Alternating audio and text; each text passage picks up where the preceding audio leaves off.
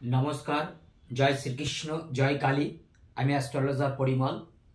আজকে যেটি আপনাদেরকে বলবো সেটি হলো হস্তরেখার উপরে, আমাদের এই করতলের উপরে। দেখুন, আমাদের এই আগে বলেছি আমি একটি কথা, আমাদের এই করতল যদি একটু লম্বাটে টাইপের হয় তাহলে আমাদের কিন্তু দৈহিক পরিশ্রম অপেক্ষা মানসিক পরিশ্রম বেশি হবে। অর্থাৎ মানসিক পরিশ্রম করিয়ে আমরা কিন্তু উপার্জন করতে পারবো। আর যদি এটি চৌকো থাকে তাহলে কিন্তু আমরা দৈহিক পরিশ্রম করেই অর্থ উপার্জন করব, মানসিক পরিশ্রম কিন্তু আমাদের কম হবে।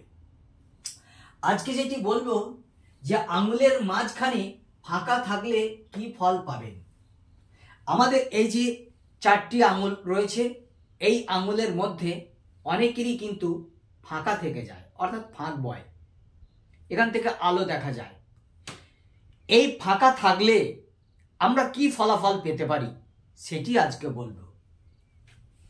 আমাদের একটি তর্জনী আঙুল, এটি মধ্যমা আঙুল। যদি এই তর্জনী এবং মধ্যমা আঙুলের মাঝখানে কারো যদি এইরকম টাইপে একটু ফাঁকা থাকে দুটি আঙুলের মাঝখানে, তাহলে কি বোঝা যায়? তাহলে সেই সমস্ত জাতকের জীবনে কিন্তু অর্থ কর্পূরের ন্যায় ব্যয় হতে থাকে। অর্থাৎ টাকা পয়সা আসতেও যতক্ষণ, যেতেও ততক্ষণ। তারপরে এই বৃহস্পতি এবং শনি এদের কি ফলাফল দেয়? বৃহস্পতি হলো আমাদের ধর্ম, আমাদের অর্থ। শনি হলো আমাদের ধন, লোকসান এবং বাধা। তাই তো বৃহস্পতি এবং শনির আঙুলের মাঝখানে যদি ফাঁকা থাকে তাহলে শনি এবং বৃহস্পতির উভয়ের কুপ্রভাবের ফলে আমাদের কিন্তু সমতালে খ্যাতি এবং জ্ঞান নষ্ট হতে পারে। আমরা ধর্মপথে গিয়েও আমরা ধর্মের কিন্তু কাজ করতে পারি না। অর্থাৎ আমরা ধর্মের বিষয়ে যে সমস্ত পরিচয় সেগুলো কিন্তু ঠিকমতো পালন করতে পারি না। আবার কি হয়, বৃহস্পতির সুপ্রভাব এবং শনির কুপ্রভাব, বৃহস্পতির সুপ্রভাব যেমন নষ্ট হয় ঠিক তেমনি শনির কুপ্রভাবও কিন্তু বৃদ্ধি পায় এই বৃহস্পতি এবং শনির আঙুলের মাঝখানে যদি ফাঁকা থাকে। আর কি হয়, আমাদের অতিরিক্ত পরিশ্রম হয় জীবনে, কিন্তু আমরা সেইভাবে ফল পেতে পারি না। কিন্তু আমাদের জীবনে কিন্তু অতিরিক্ত পরিশ্রম হয়, কিন্তু আমরা সেটি সঠিক ফল পাই না। আমরা ঘরে যেমন থাকতেও পারি না, আবার ঘর ছেড়ে যেতেও পারি না, এই বৃহস্পতি এবং শনির আঙুলের মাঝখানে যদি ফাঁকা থাকে। আসুন এবারে বলি, এই তর্জনী, এই মধ্যমা এবং অনামিকা, এটি শনির আঙুল, এটি রবির আঙুল।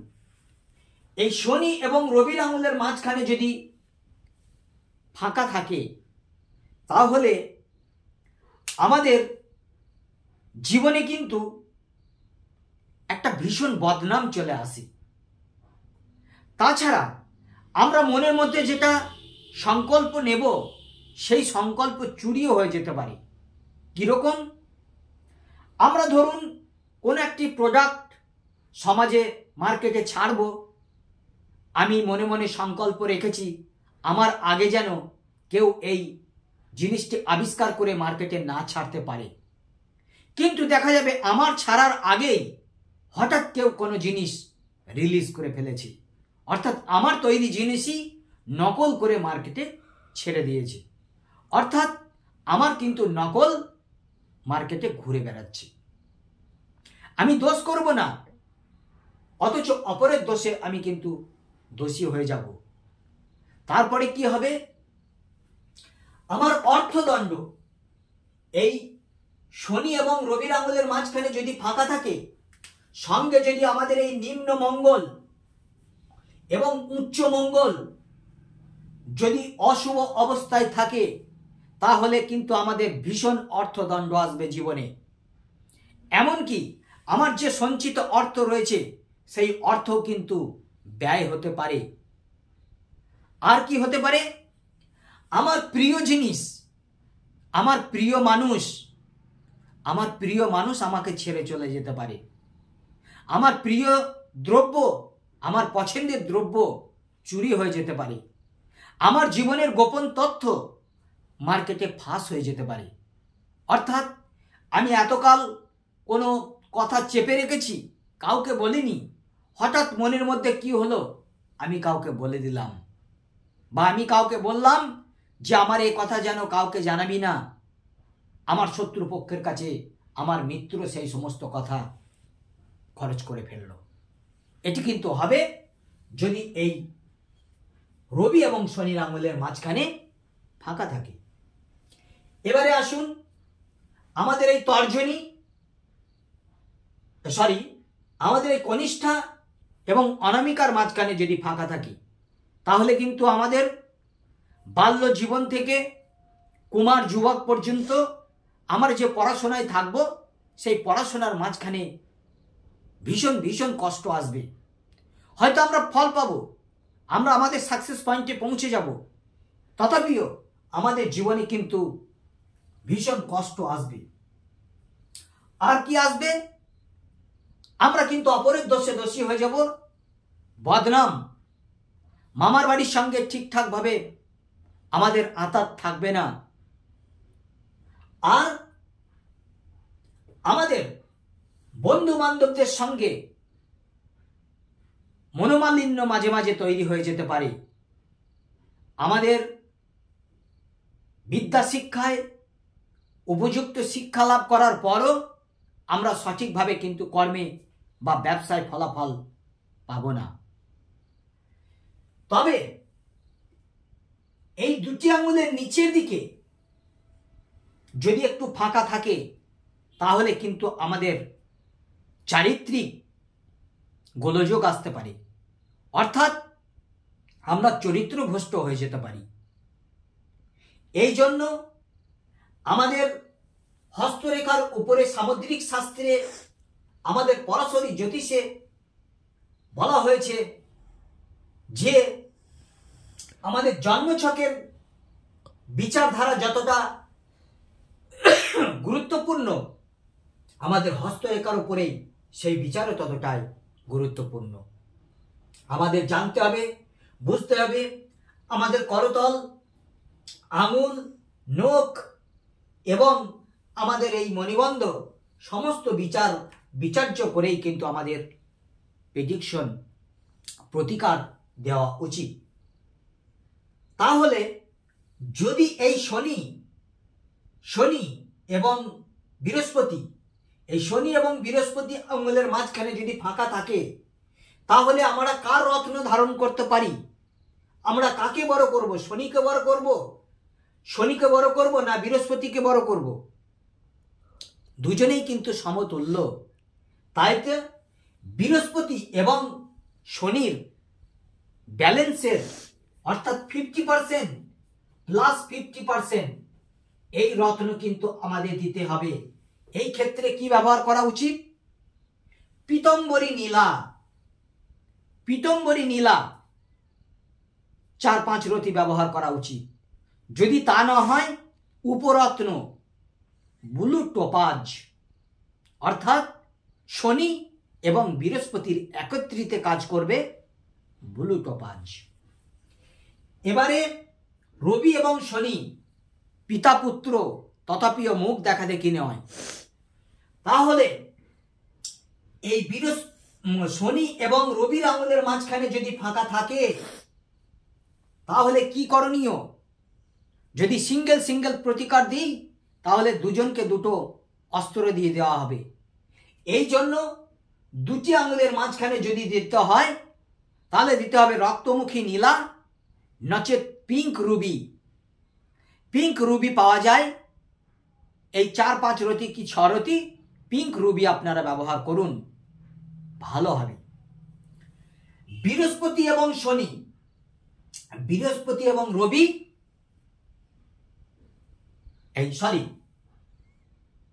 রবি এবং বুধ, রবি এবং বুধ এরা কিন্তু মিত্র। রবির খুব কাছের গ্রহ হলো বুধ, 1 ডিগ্রিতেও কিন্তু বৃহস্পতি বুধ অস্ত হয় না। এই জন্য বুধের আলাদা করে পান্না দেওয়া যাবে, বুধের আলাদা করে পান্না দেওয়া যাবে, আর রবির আলাদা করে চুনি দেওয়া যাবে।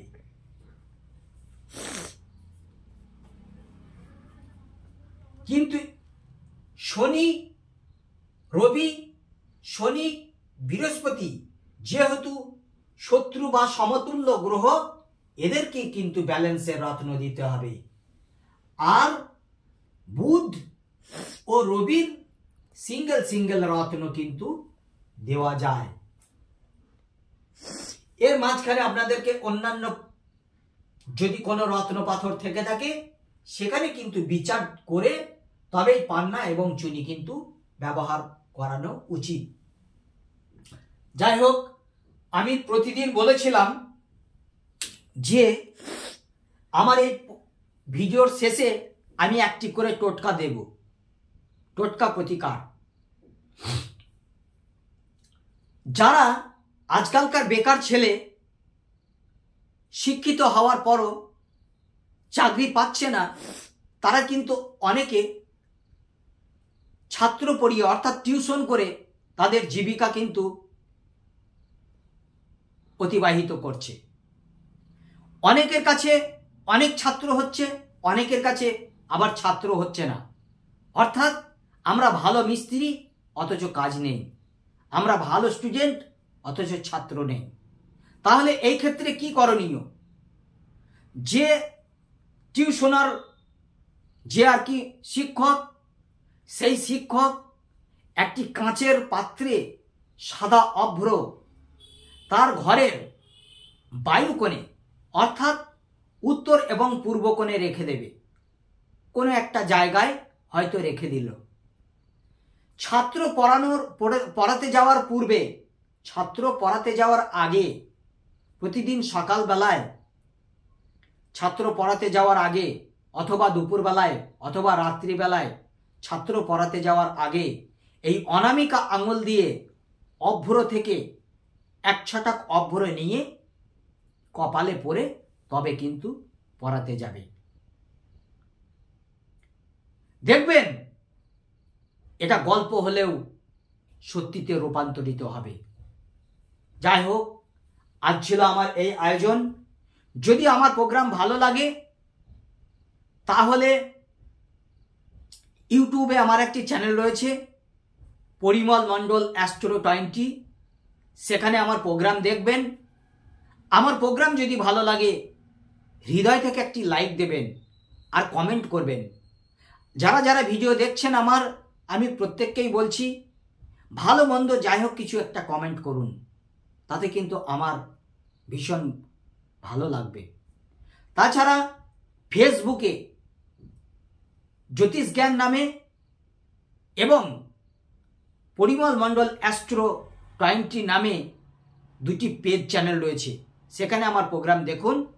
যদি ভালো লাগে সেখানে লাইক শেয়ার করুন, কমেন্ট করুন। যাই হোক, আজ এই পর্যন্তই রইল। জয় গুরু, ভালো থাকবেন, নমস্কার।